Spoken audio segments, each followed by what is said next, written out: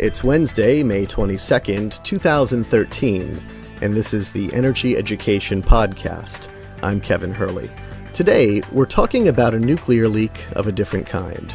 The Hanford site in Washington State for decades was a nuclear production complex. It was established in 1943 as part of the Manhattan Project and manufactured bomb-grade plutonium that was used in the bombing of Nagasaki.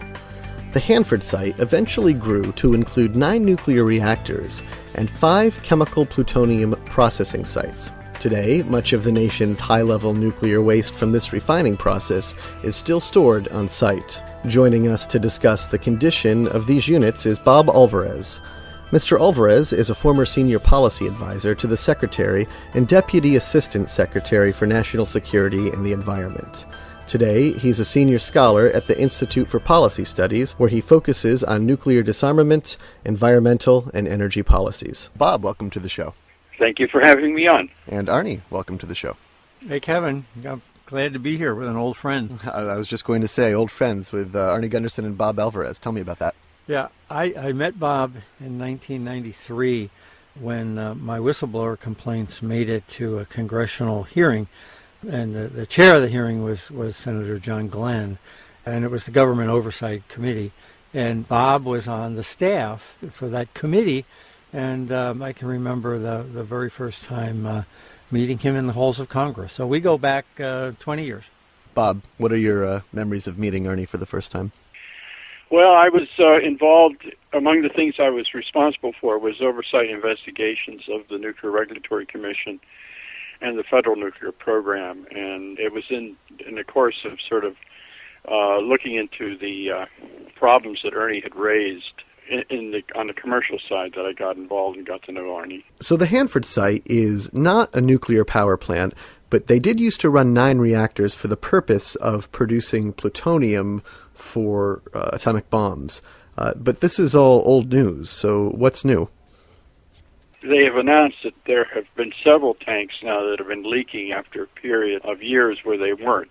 There's a long history of cover-up regarding these tanks, and in the late 1980s, while working for Senator Glenn on the Government Affairs Committee, we were the first to force the department or compel them to reveal the magnitude of the leaks at the Hanford tanks, which turned out to be over 1 million gallons. Roughly one-third of the tanks, more than one-third of the tanks at the site had leaked. They mitigated the problem somewhat by what they called removing as much liquid as they can from the tanks, leaving behind salts. But these tanks are not holding up, and they're still now resuming leakage. And they also built a second generation of tanks that have what are called double shell tanks that have 2 steel liners. And one of those has already sprung a leak. So, Arnie, can you give us a little bit of history about what went on at Hanford? The Hanford site dates back to the Manhattan Project, and it was designed and built in the early 1940s to make plutonium for nuclear bombs. The site had as many as 9 reactors, and the reactors created the plutonium in their fuel. But that's not how you make a bomb. You've got to chemically strip out that plutonium. So the Hanford site had the reactors creating irradiated fuel, and then the fuel was chemically stripped of the plutonium to make the bombs. So the spent fuel was plutonium plus a bunch of other radioisotopes, which was then refined. About 1% of the spent fuel in terms of radioactive content is plutonium, or actually by weight. So they took it to what are called chemical separations plants, where they dissolved the spent fuel in nitric acid and then used solvents to extract out the uranium and the plutonium, and then left behind this waste stream, which they then mostly poured into these 177 tanks, which these are the wastes that are considered to be high-level radioactive wastes. What is in that waste? Well, every element on the periodic chart is in those wastes. The wastes make up about 54 million gallons. They contain about 194 million curies of radioactivity, somewhere around 1 to 1.5 metric tons of plutonium are sitting in the sludge of these tanks. So the plan A was when they stripped out the plutonium that they would just put this liquid gook into tanks. Then plan B was that they would then make better tanks, double-walled tanks. And now plan C is that they're building a facility out there that's years behind schedule to solidify the contents of these tanks. That's correct. But when plan A was created, there was no plan for ultimately treating this stuff. The goal was just to dump it in the desert. Well, they really never thought about emptying out the tanks and dealing with these wastes. I mean, these wastes were generated during the war in a big hurry to make the first nuclear weapons. And they scaled up to this to these large-scale industrial operations, within a year after the first self-sustaining chain reaction took place at the University of Chicago in December of 1942. When they started to separate out the plutonium from the spent fuel, the waste came out as an acid, and so because it was acidic, the only way you could store this stuff would be in stainless steel tanks. Because there was a shortage of stainless steel during World War II, the DuPont Corporation, which was the company hired to build and run the first reactors and reprocessing plants in the world, just made a decision to mix the waste with lye, sodium hydroxide, and water to neutralize them and put them into carbon steel tanks. They never really thought about what it would mean once they did that in terms of getting that stuff out of there, because it greatly increased the volume. It created essentially sludge started forming on the bottom and was giving off tremendous amounts of heat from the radioactive decay, causing the bottoms of the tanks to crack out and leak. And so they never really gave much thought to removing these wastes and what it would take, much less rendering it into a form where it could be stable enough to be disposed of geologically for a very long period of time. So, at the Perry plant just last month, they found a goldfish in a bucket of water in the main steam line tunnel. If that goldfish had been dropped instead into one of these tanks, what would happen to the goldfish? It would die instantly. The dose rates coming off of some of the waste in some of these tanks are on the order of 10,000 R per hour. And 1,000 R will kill you. So this is 10 times lethal in an hour. So, Bob, we've talked a lot about the waste storage tanks at the Fukushima plant and the radioactive water that they contain. How would you compare the radioactivity of this water to that water? Well, the radioactivity in the high-level waste tanks at Hanford are far, far more radioactive and contain much higher amounts of radioactivity because these wastes were generated from the actual chemical separation of irradiated spent fuel. The wastes at Fukushima are mostly coming from pouring ocean water over the cores, which remain unstable, and then running that water through banks of filters, zeolite beds or ion exchange resins, and then pouring the whatever they can into these so-called tanks, which I've learned that they are really nothing more than thin-lined underground holes in the ground. So the radioactivity in the waste that is sort of being used to essentially keep the cores cool at Fukushima is much more dilute than the wastes that are in the high-level waste tanks at Hanford. So the problem at Hanford is that we've got more than 100 leaky tanks, and it's not like it's in the middle of a desert with nothing nearby. There's groundwater and there's the Columbia River that runs relatively near to these tanks. That's right. The Columbia River runs through the Hanford site, and the tanks are approximately 10 to 11 miles away. Actually, 67 or 69 tanks, I believe, have leaked over 1 million gallons, and the wastes have migrated about 200 feet to the groundwater that enters the Columbia River. So have they picked up radiation in the Columbia River yet? Well, not that I'm aware of, but they've picked it up in the groundwater that moves it to the Columbia. I mean, this is a problem that will stretch out over a long period of time, and so, we're looking at the risk of, the near shore of the Columbia River, the last free-flowing stretch of the Columbia River, which flows through the site, perhaps being rendered uninhabitable in less than 1,000 years. And of course, like you're saying, this is high-level radioactive waste. That's right. These are wastes that are specifically defined to go into a deep geologic repository to prevent its escape into the human environment for tens of thousands of years. So now the Department of Energy is building a facility on site to attempt to solidify the contents of these tanks. And as I understand it, there's a couple problems. One is that every tank's got a different chemistry. So whatever chemical process you figure out to solidify one tank is not going to work on the next tank. And of course, then the other part of it is that all of these techniques have never been tried. So we're basically have this huge chemical plant out there that's a high-level radioactive waste experiment. Well, the wastes have been poorly characterized, and so you're right. And when you don't have a good idea of what the chemical composition of the wastes are, and you're trying to basically mix these wastes into a molten glass form of a very specific type of molten glass, you have to be very careful about the impurities. Otherwise, these waste vitrification plants can have quite serious accidents. So, Bob, what makes these wastes such a big deal? The wastes are also very problematic in terms of just moving around because you have to add water to the wastes to pump them out because they're now mostly in a salt form. And once you start to add water back to the waste, the radiation interacts with the water and peels off the hydrogen in a process called radiolysis.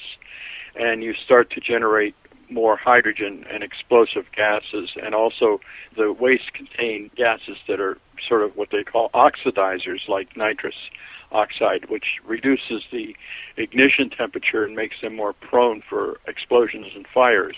So throughout the process of removal and moving this stuff through essentially a radiochemical operation to process it so it could be mixed with molten glass, you have to be concerned at every step of the way about the generation of flammable explosive gases. So these tanks have had histories of steam explosions, overpressurization with large quantities of hydrogen in their head spaces and things like that, which we uncovered over 20 years ago. So the tanks themselves still are safety risks.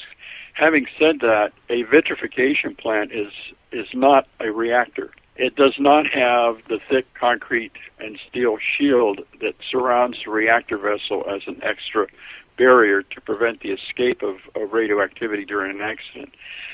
What the vitrification plant has is something like 700 filters with no extra containment while it's handling very large, megacurie quantities, millions of curie quantities are in batches.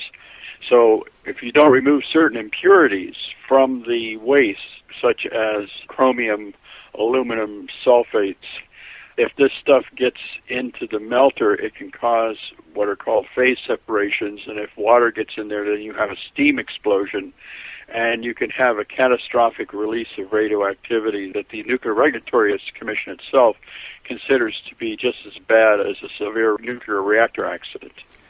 So we're really stuck between a rock and a hard place here. If you leave it in the ground, it's going to rot the tanks and work its way to the Columbia River, but if you try to vitrify it, which is a technical term meaning you try to change it from this liquid muck into a solid pellet that could then get stored in the ground.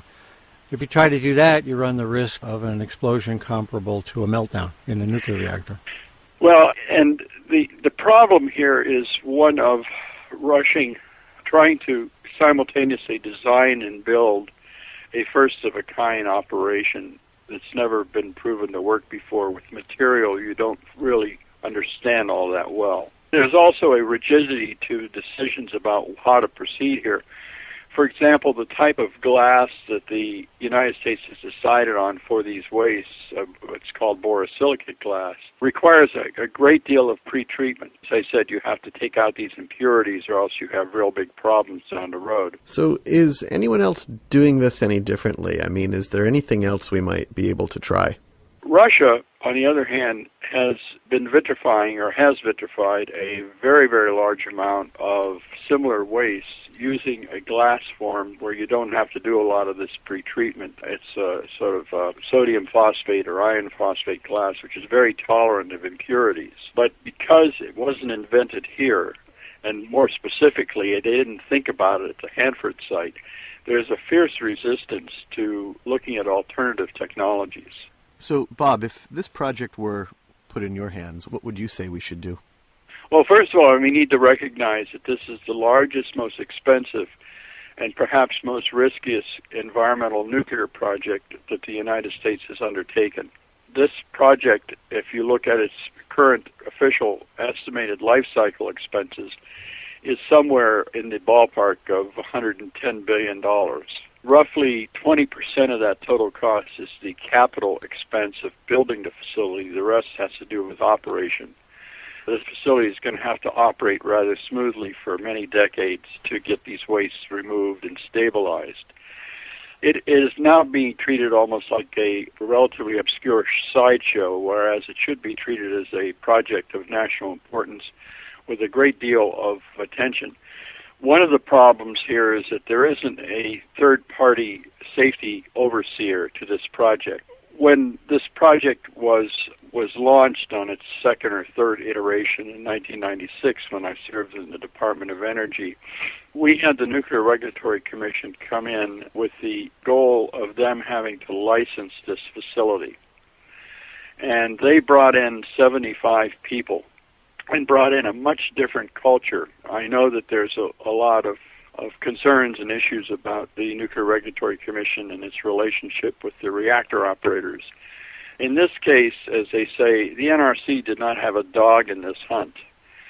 They brought in some of their best people and started to sort of develop a system of regulations that would be light years ahead of what the department does. The Nuclear Regulatory Commission regulates safety through basically standards that are subject to fines and penalties that are developed in a relatively transparent way through the Administrative Procedures Act. They're binding. The Department of Energy, for the most part, regulates safety through contract clauses that can be changed without any public notice. So, if I can get this straight, this waste product is actually vitrified with a solid glass ceramic compound, meaning it's not exactly put into a vessel, but it's combined with a solid glass or ceramic to make sort of a log, a solid piece of waste, which can then be easily handled by robots. Now, there are some studies that show that this might not last for more than 100 years. Can you talk about that, Bob? Well, I think that the issue of the durability of this glass is theoretical anyway, and that what I'm afraid has happened is that a decision was made sometime in the early 70s to sort of pursue this particular technological fix, and all thinking stopped.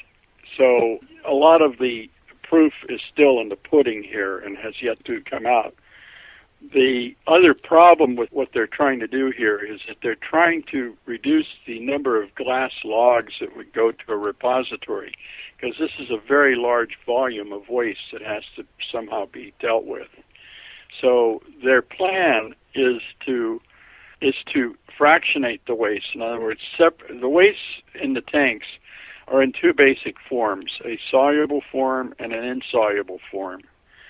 The insoluble form is essentially the sludge that sits at the bottom of the tanks, and it contains over 90% of the heavy stuff like plutonium, strontium-90, and things like that. And then the liquids or salt cakes, which are soluble, sit on top, and that stuff contains over 90% of the very, very radioactive stuff, such as cesium-137. Their current plan is to separate out the soluble from the insoluble, somehow pre-treat the soluble material, the salts, and remove all that, as much radioactive cesium as possible, and dump that on site in a glass form, and to take the cesium that they are removing from the soluble phase and put it into the waste stream where they're going to be vitrifying mostly the sludge. This is turning out to be a little more complicated than they had thought because it involves a great deal of pretreatment. But the other big problem, technological problem or design problem, is that the department basically decided to go ahead with a design that was initially developed by British Nuclear Fuels, and they used what are called black cells. These are sort of hermetically sealed process rooms where once you seal them up, nobody goes in. There's no way to fix things once you go in. And if something goes wrong, this could literally cripple the whole operation. So this vitrification process is a 35-year-old idea. Can you give me some sense of what the track record of it is? They have been using this glass form. The first, really, if you want to call it test bed, was at West Valley, where this involved essentially one tank of high-level waste. And they've been able to generate glass logs with that. The Savannah River site in South Carolina has been operating a vitrification plant, but it has had big problems in terms of dealing with the 80-90% of the waste volume in these soluble waste forms. And that part of their vitrification plant is about 20 to 25 years behind schedule and way over budget. So, Bob, is this technology ready for prime time? I think it's unproven. The claim that it would hold up for these long periods of time, as I said, I think this is still in the realm of speculation. I think the problem here that we're looking at is a very similar problem to what we are looking at with respect to commercial nuclear spent fuel, is that we are putting the waste disposal cart before the safe storage horse. I think we need to start to think about building spare tanks at Hanford and establishing a much more responsible containment strategy for these wastes, given the fact that this technology is taking a very long time and costing a lot of money to even demonstrate it will work. I think that we also need to start to look at alternative technologies that can be demonstrated on a pilot scale. This may take longer, but when we made the first nuclear weapons during World War II, we built pilot log plants. We didn't suddenly scale up from the University of Chicago's first reactor, or pile as it was called, and built these giant reactors at Hanford. There were pilot reactors built at Oak Ridge before that, before the larger reactors were built at Hanford. That lesson seems to be lost. There is this rush to build these very large plants with no proven history of success on what you call a design-build basis, which I kind of refer to as the ready, shoot, aim approach to design and safety. There's been so much pressure to stabilize these wastes and not much attention paid to the fact that these tanks that are holding these wastes are decades old.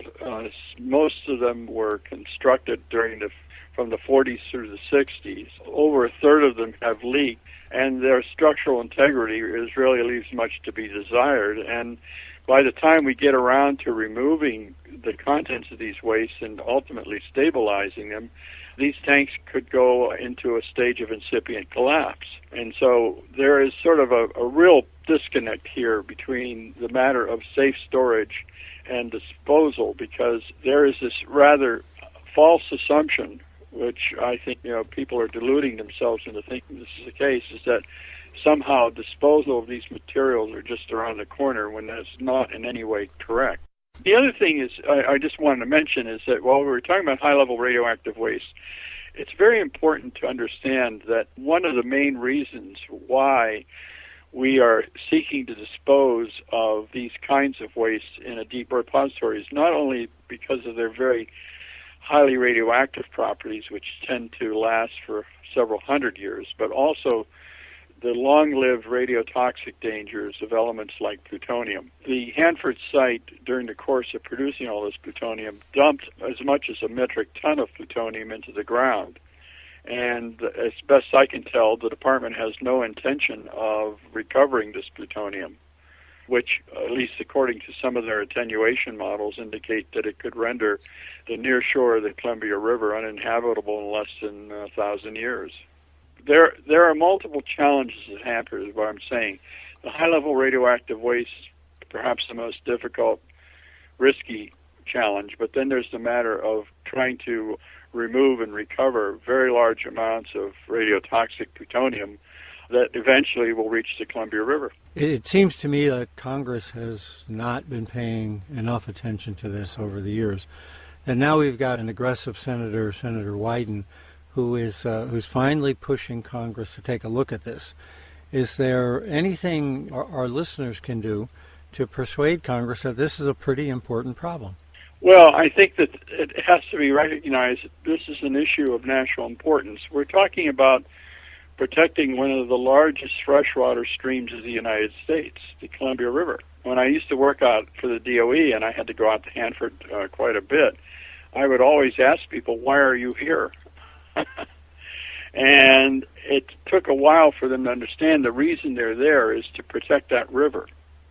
And that is a matter of national importance. So I think if people value the resources of this country beyond their own backyard, they should start to pay attention to sites like Hanford. The Department of Energy's system of safety regulation is fundamentally broken.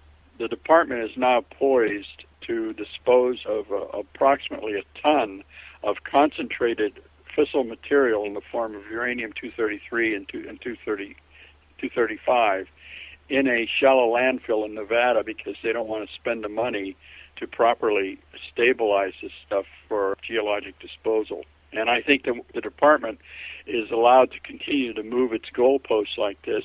Don't be surprised if you see abandonment of high-level radioactive waste tanks at Hanford, or what they politely refer to as in-place disposal of large amounts of plutonium in the environment. I can see why you and Arnie are old friends. Neither of you have good news. I'm hoping you'll come back on the show in the future and keep us updated as to what's going on at the Hanford site. I'd be happy to. Thanks for coming on. Thank you. And Arnie, thanks for coming. Thanks, Kevin. And that about does it for this week's show. Remember, you can catch us back here next week and every week for more on what's happening in the world of nuclear news and more technical nuclear discussion. Also, don't forget to like us on Facebook and follow us on Twitter. For Fairwind's Energy Education, I'm Kevin Hurley. Thanks for listening. It's Wednesday, May 22nd, 2013, and this is the Energy Education Podcast. I'm Kevin Hurley. Today, we're talking about a nuclear leak of a different kind.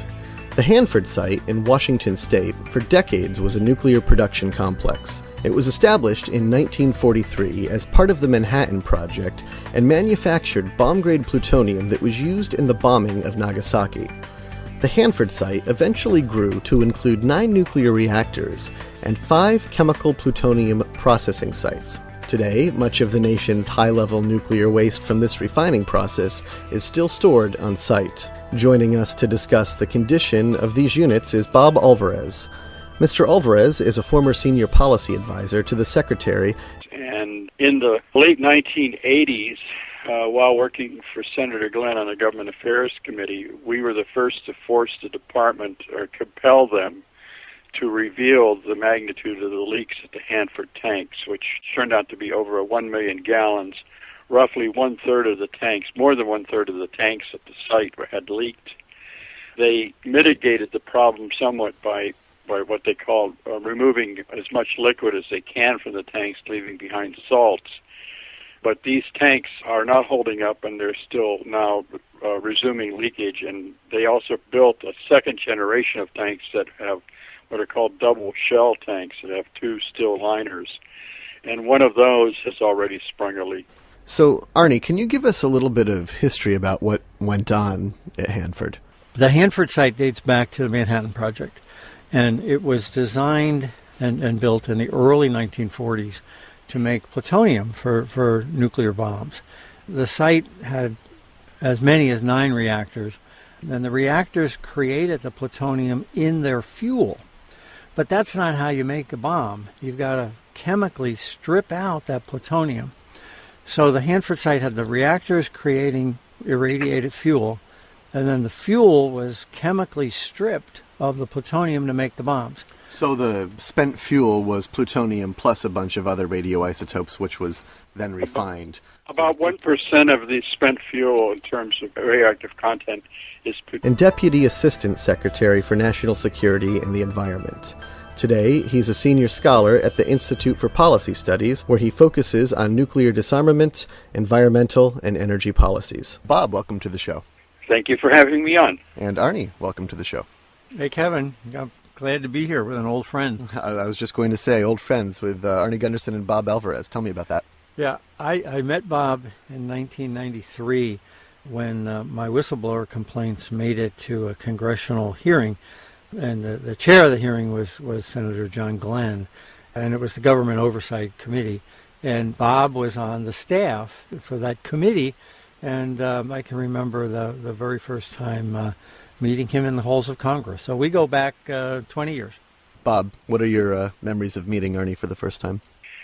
Well, I was involved, among the things I was responsible for was oversight investigations of the Nuclear Regulatory Commission and the federal nuclear program, and it was in the course of sort of looking into the problems that Ernie had raised on the commercial side that I got involved and got to know Arnie. So the Hanford site is not a nuclear power plant, but they did used to run 9 reactors for the purpose of producing plutonium for atomic bombs.